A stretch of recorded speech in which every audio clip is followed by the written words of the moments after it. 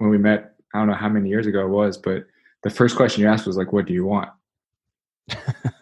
Like, oh man, dude, that shook me, man. Back then.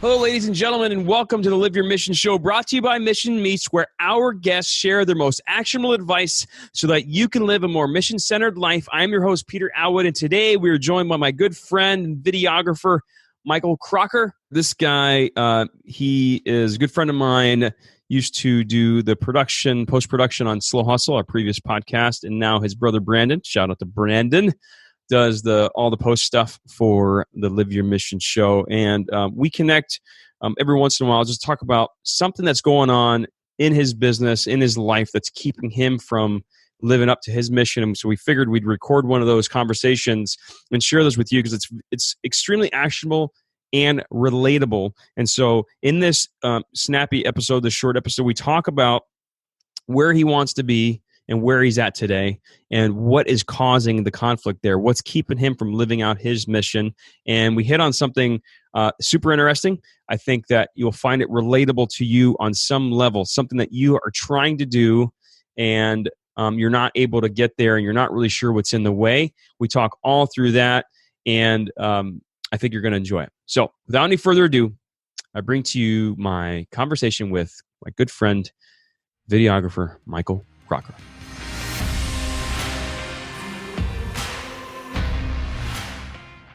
Crocker, welcome to the show.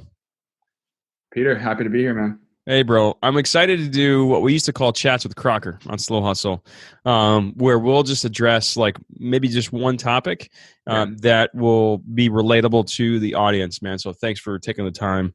I want to talk about just real quickly kind of where you're at, like the business that you're in really quickly and where you're at, which I think will set the stage a little bit. Yeah. So I have a video production business. I'm a freelancer. I shoot video and I also edit video content. Where I'm currently at is I have a few clients that are in the corporate space and, pay the bills essentially. And then where I want to be at is working more so where my heart is, which is in the sports world, which is where I spent a majority of my life. And I have some work and a bit of a portfolio already in that space, but just trying to make that 100% what I'm doing. Yeah, and that's your mission. Your mission is to do sports marketing, essentially. Sports marketing through video content, creating, like helping the athletes with their brands and kind of build up that brand equity. Because the way I see it, like sports is such a cultural thing that you can really leverage for impact. Mm-hmm. And a lot of these players do think much more beyond the lines, and I just love to channel that. I've had little experiences with people like Draymond Green and like Damian Lillard, who are big names in the NBA, and it's like you see a side of them that isn't captured in a Gatorade commercial. Mm-hmm. So. Absolutely, and it's probably fun to share that story and the passion behind the athlete, right? And it's not just like the sports, right? It's other things. Okay, so what would you say one of the things is getting in the way of you like achieving that mission or being more on the path of the mission? I think a little bit have found myself like creating my own corner, like putting myself in my own corner of like doing work with agencies or other clients that are like looking for event videographers, event editors, that'll, satisfy, just basically to highlight events basically. And that's paying the bills right now. And that, so I'm responsive. I turn that stuff around quick, and it's like, all right, cool. They dig it and they see the results and their marketing team's happy. And it's like, okay, we can refer you to these other people too. Yeah. So that's kind of like the main thing that's going on right now. And then, like on the same time, I'm like doing these little jobs like left and right with some athletes and people in sports. And it's like slowly, kind of, it's like dipping the toe in, whereas I feel like I'm all the way in on the other side that I want to be, or that I don't want to be in. That you don't want to be, right. And so having a difficult time, if I'm reading between the lines, it's like just saying no to some of that work that is paying the bills and you're getting good response from and you're good at, but that stuff's getting in the way of you actually being more on the path to doing more of the sports marketing and having more of those things, right? And so you're a victim of your own success, which is great, right? You could have like no business at all and not be good at what you do. And I'm sure there's some of that work that you're doing with these maybe not ideal clients, if that's what you want to call them. It's still probably allowing you to hone some of your skill set, right? 100%. Yeah. But it's one of these things where now you want to bring sports marketing to the forefront and maybe shift it, right? You want to flip it and have the non-ideal clients be in the minority instead of the majority of your portfolio, man. So yeah, spot on. Mm-hmm. So what is it specifically that's keeping you from making the leap or making that transition? Is it time? Is it money? Is it connection? What is it? It's crazy because I think I only, honestly, probably a couple of days kind of like flip the switch of like saying, hey, look, like I'm not reaching out enough to athletes directly, to the agencies, to people that represent athletes, to people that are involved in the sports marketing space, and leveraging essentially what I've been doing on the side, not 100%. So time really, and so it's just being able to offset a lot, things that I might be doing now with this future that I kind of see for myself. Yeah. Yeah. And how's that, changed in the last couple of days? Like, you starting to reach out more, or what's that activity look like? Yeah. So I've reached out to about 50 contacts in the past 2 weeks on LinkedIn. Wow. Some customization in regards to like saying, hey, look, I've seen what you guys have done recently. Like, have you guys ever thought about doing this with video, or creating a video series to build some brand equity with your athletes? And here's some stuff I've done. So kind of speaking in terms of like action, like here's stuff that I've done, not like like imagine this, yeah. Which is actually interesting enough. I think that's how we connected early on. But I've had a handful of people out of those 40, just a handful, come back, and it's the people that I'm like, whoa, I never thought, they would reach out. So there's a couple of people that we're in talks with right now that, who knows where it's going to go. But I think just kind of, I love your help with this. Is just saying. Well, here's the thing that's interesting is like, how much time did it take for you to do the 40, 50 reach outs? I love that you asked this, because after I did it, I felt so good. I was just like, why? What is the story I've been telling myself like prior to doing this? Yeah. And I think that story was a little bit of like, oh, but you got to turn it around for this client. You got to do it for, you get so caught up, for me, in the short term of like, here's the thing to turn around ASAP, and not thinking about how I want to live my mission, So living out my mission, and it's kind of weird that it gets clouded like that. It gets clouded, I was surprised. Yeah. Well, the thing is like, so how long did it take you to do the reach outs, the 40 to 50? I spent one full, like, I'd probably say about maybe 2.5 hours spending for 30 people. Okay.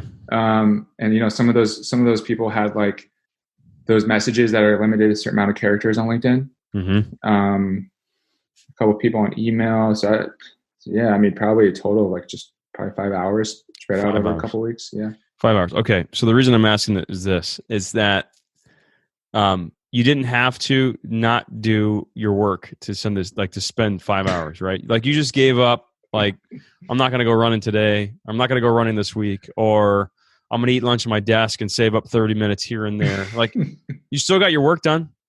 I'm guessing, like, you got your work done. You didn't drop the ball on anything. You were able to like advance the ball on what you wanted to do. Yeah. Because you set aside time to do it. And this just reminds me of, Brandon, my buddy Brandon Turner, who's got, this 90 Days of Intention journal. And he also the one that exposed me to 4 Disciplines of Execution, which is an amazing book.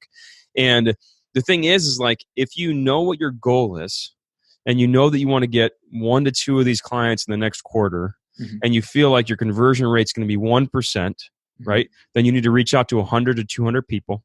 Then you back up from there and you say, okay, in order for me to do that with a hectic schedule, I'm going to reach out to 5 people every day. That's all I'm going to do. And you know what I'm going to do this week? I'm not even going to reach out to anybody. I'm just going to start making my list of these people that I want to reach out to. And then I'm just going to check it off. And before I know it, I've reached out to 200 people. And it didn't affect your day. It didn't you didn't have to say no to a project. You didn't have to stop making money, right? Mm-hmm. And so, because like there's plenty of folks that are listening that are maybe in the similar boat where they're like, well, I need, what I'm doing is not what I want to do, but I need it to pay the bills, and I can't stop doing any of these one things. Well, then don't. Mm-hmm. Just have it fill in the cracks. But all you need to do is like know where you want to be, build out this intentional list, and just say, man, I'm setting aside 15 minutes a day. This is what I'm going to do. I'm going to do it during my lunch break, or I'm going to do, whatever. We've got like a little bit of time here and there. Like that's, You're so right. None of us can say that we don't have a few minutes to give up. It just, like you said in the book, 40X calls it 4 Disciplines of Execution, 40X for short. They call it the whirlwind, right? So your whirlwind is this, email from a client. It's like, hey, this has got a typo in it. I need to turn it around in the next 30 minutes. We're about to post to Instagram. I got to deliver it to a client, blah, blah, blah. Like that's your whirlwind, and that's going to consume you. Yeah. And then before you know it, a month has passed and you haven't contacted a single potential client in the industry you want to be in, as opposed to saying, I've got a goal and I don't miss it. It's 5 emails every single day. I'm smiling because you must be in my inbox. I'm just kidding. But you're so right, because I think going back to like the story that was being written about all this is that, it has to be this huge task. Yeah. Humongous task. And and just shifting that mindset to, hey, here's the 15 to 20 minutes per day. Yeah. That's it, man. And, so another book that I read recently was Atomic Habits, and it talks about how like, you getting to be able to train to run a marathon has nothing to do with like running the marathon. And it has nothing to do with being able to run 5 miles. And it has nothing to do with being able to run 1 mile. It has to do with the habit of coming home after work and lacing up your shoes. Like that's where the marathon, that's how the marathon happens. You come home and you say, oh, I don't sit down on the couch. I put my shoes on, right? I come home from work. I don't sit on the couch. I lace up my shoes. Mm-hmm. And you do that over and over and over again. And before you know it, you're walking a mile, then you're running a mile, then you're running 2 miles, 3 miles, 5 miles, half a marathon, whatever. That's how it happens. And so for you to have the ideal clients, it's not about going from Crocker doesn't have any of the ideal clients to 20 of them. Mm-hmm. It is with 1 email every day for a year, right? Exactly. And we don't do it because it's not exciting. It's not sexy. It's not like a huge inflection point where like you went from no one to someone and overnight. Like it's just not exciting. And the thing is, I totally get it, because that's not exciting to me either. Yeah. And I chase shiny objects, right? You ask Nick, he'll say, yeah, Peter likes to chase shiny objects. He drives me freaking crazy all the time, right? I don't like it. Shout out, Nick. You're right. Shout out to Nick, right? But dude, like I've got my guardrails, like on the marketing plan for this year, and I watch them, and I just talking to him today. I'm like, dude, I caught myself. Like I've got a priority list of marketing stuff that I need to do, and I've already dedicated to it. I've committed to it. I know that it makes sense to do things in that order. And I found myself this morning. I was like about to go down the rabbit hole on something. I'm like, wait a minute, this is step 15. I'm at step 2. I got a question for you about that is those guardrails. So do you find that having an individual or some, like a partner like Nick or I know you have your monthly meetings with your mastermind group, is that what helps those guardrails, or is that kind of something that's intuitively already within you? Like how can that be manufactured? Yeah. I mean, I think that accountability is an amazing tool. And I think that some of us need it more than others. And so whatever it is for you that you need in order to know that you're not going to miss out, do that, right? So like for me, I know I'm not working out if I'm by myself, period. Forget it. Like every once in a while I might go run when nobody's expecting me to go run. That's super freaking rare. I will find something else to do. I will be too busy to do it. But I'm in a group right now that 7:30 Monday, Wednesday, and Friday, they are meeting in this, my buddies at my buddy's house, and they have the workout all set up as a circuit. Yeah. If I'm not there, it screws the whole thing up. How many times have I missed? 0, none, right? I need it. I need to know that somebody's gonna be like, dude, where the hell were you? You were supposed to be here, or you're gonna text me like, you lazy bastard, where were you? Right? I need that. I know I need that, and so I have to implement that in my calendar somewhere. If you're not like that, and you just need to know I've got a plan and it makes sense, and even though it feels arduous and like uneventful, that I've already decided that 5 emails a day is going to work for me, and that eventually I'll feel like I'm getting stronger, right? Quote unquote stronger. Then cool. So we all have different things. So whatever you need, Croc, to know, like, here's the thing. You tell me, you just tell me, say, hey man, I'm going to send 5 emails a day. I was just gonna say, man, you just tell me. I might just text or let you know, bro. Like, just do it. And then here's the thing. I know that by Friday, when you're done with work, you sent 25 emails this week, and you can just text me and say 25, or you can text me and say 21, or you can text me and say 3. And when you do that, I'm gonna pick up the phone and I'm gonna chew you out, right? So like, no, man, just shoot me over the the spicy jerky, bro. Yeah, that's right. You have to eat like 3 bags of Reaper on camera. Yeah, but then again, that's not really a punishment. So it's not. Yeah, no, it can be. It depends on your tolerance, right? I've seen some people suffer, but yeah. So I mean, whatever your listener, viewer, whatever it is that you're struggling with on that, you just got to implement some guardrails, structure to some format to what your goals are, right? And you can get there, right? Yeah. I remember, and I don't know if this will be the last thing here, but I just remember, like, initially, even when we met, I don't know how many years ago it was, but the first question you asked was like, "What do you want?" Like this was over at whatever the taqueria was back. Oh then. The taco place. Yeah. Oh man, dude, that shook me, man. Back then, like it's crazy and scary, a little bit, like, just very trippy to me, like, that I couldn't even answer that. Like I was lost for words. I was just like thinking, oh, well, what does he want to hear? It's just like, oh man. So anyway, going back to all this, it's like that's really helped shape, you mentioned tacking before on your episodes. Like that's really helped kind of shape and like just become aware of, like, okay, like, define that. How do you feel about it moving forward? You can always, and then along with these guardrails of, like, that we're talking about here, it's like, anyway. Thanks. And the tack, you're welcome, man. Yeah. Honored to be a part of the story. So I think that, the tacking is just like the iterating along the way. And iterating. So like you reach out to these, 30, 40, whatever it was, 50 people. Yeah.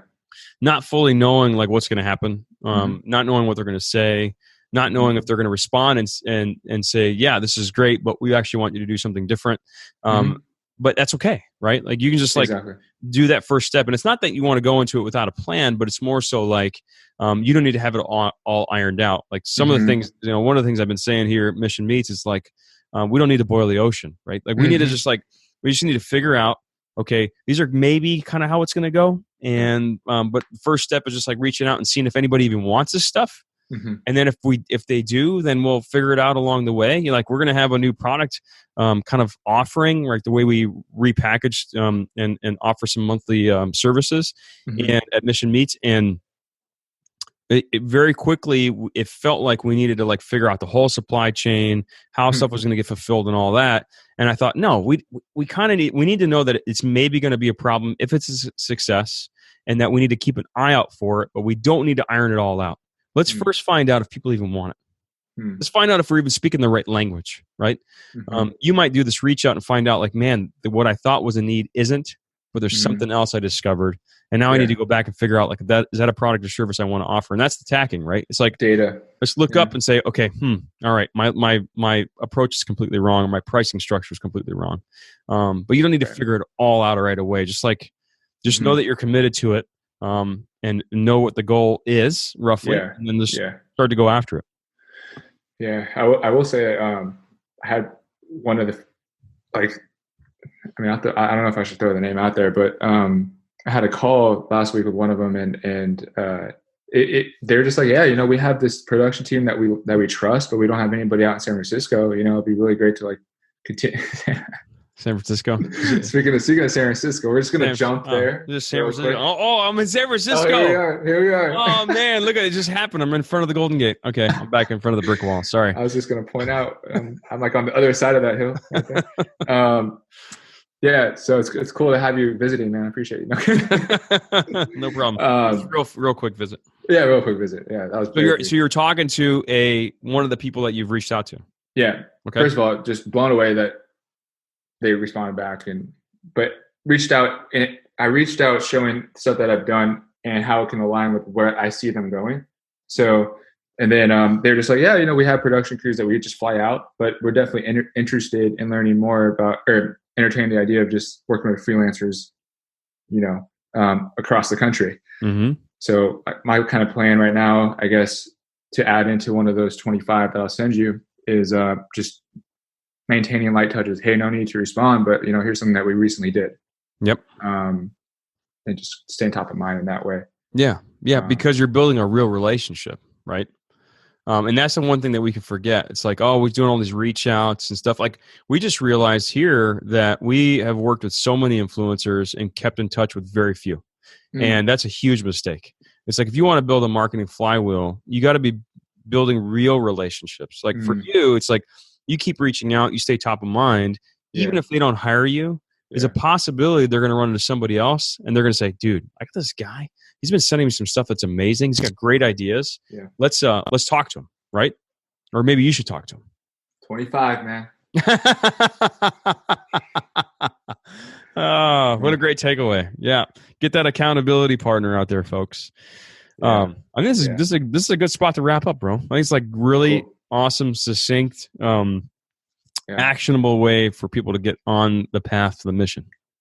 Yeah, I hope it helps whoever's listening and watching. So it's usually the story that you create for yourself, and before you're taking action, I feel like is always can be adjusted. So well, and here's the thing: you talked about like having an accountability or mastermind or something like that. I think that there's immense value in having somebody from the outside that's inquisitive, right? Mm-hmm. Doing things, and those are important. They have to be inquisitive, and they have to be doing like not necessarily big things, but they're achievers as far as like they are not scared to go out on a limb and do stuff. Have someone like that in your life kind of dissect your thought process. I'm telling you, man, every time we get on a phone call, man. Well, there's immense power from somebody that's not like emotionally invested, right? Yeah. Like you're like really close to the bark, right? Yeah. And so like somebody can step up and be like, hey, why are you doing it that way? Why don't you do this way? And it happens to me all the time. Like, dude, my guys, my friends, they'll walk up and say, dude, why are you doing it like that? I'm like, I don't know. I have no good reason, right? Or what are you hung up on, Crocker? Yeah. Like, what's the big deal? Like, dude, why aren't you just email 5 people a day? Like, exactly. You know this stuff, but you're too hung up on it, right? So for somebody to just come in and say, hey, listen, stop it, Yeah. Or have you thought about this? Or why don't you do it this way? Outside looking in, bird's eye view. Yeah. And that's why, like, a friend of mine from church, man, I just was talking with the other day, and I was like, dude, I would love to just like have a monthly, just grab a beer. Let's talk about things because I'm on the outside, right? I've never worked or built a church or any of this stuff before. So I think somebody from the outside, especially like I can bring an internet marketing mind to, something that traditionally would not have that sort of mindset and say, hey, well, this is how we think about customer acquisition, right? This is how we think about churn. Maybe we can apply some of those methodologies to the church. Wouldn't that be weird, right? Yeah, I mean, even the overlap that you're saying with the influencers can be directly correlated to prospects and clients, that are in anyone listening, or even especially in my world too. So absolutely. You can port some of those thought processes over. That's where real innovation happens, right? So where somebody from outside the industry comes in and says, oh, this is how we did it over there. That's not how you do it here, but it should work, and let's try it, right? 100%. Yeah, dope. Hey, Croc, it's been great, man. If somebody wants to keep tabs on what you're working on, what's the best way? Oh, you can just reach out to me on, I guess, Instagram. Most active on Instagram at Crocker Video. Okay. Yeah. Dope. It's been fun, man. Dude, appreciate your time, man, as always. Thanks so much for tuning in. It means so much to me and the entire Mission Meets team. Now, I know every show you watch asks you to do something, right? Asks you to subscribe, leave a review, share the show, all this stuff, right? But it's because it's the best way for us to grow our show. So what do you say? If you know someone that would really appreciate listening to this episode, hearing the actionable advice, share it with them, will you? Shoot them the link, iTunes, YouTube, however you're watching this thing. Tag them in the comments. Share the show with someone, okay? It'll help them. It'll help us. It'll be great, okay? We're putting this content out so that viewers and listeners like you have gotten some benefit out of it, right? And so if there's something else that you want to hear about, either about from a person or a topic, shoot me an email, peter@missionmeets.co. That's peter@missionmeets.co. And I'll read those emails and see if I can get that person on the show or an expert in that topic that you want to hear about so desperately, right? Last thing, if you want to try to eat the Reaper, right? We've got a challenge going on social media right now, specifically on Instagram, but you can do it on Facebook too. Record yourself eating that bag, tag it with Mission Reaper, tag us also, right? And for a chance to win $100 of free, delicious Mission Meats product for the most hilarious or creative video. So if you want to do that, grab a bag. All right. Now get out there and live your mission. Thanks a bunch.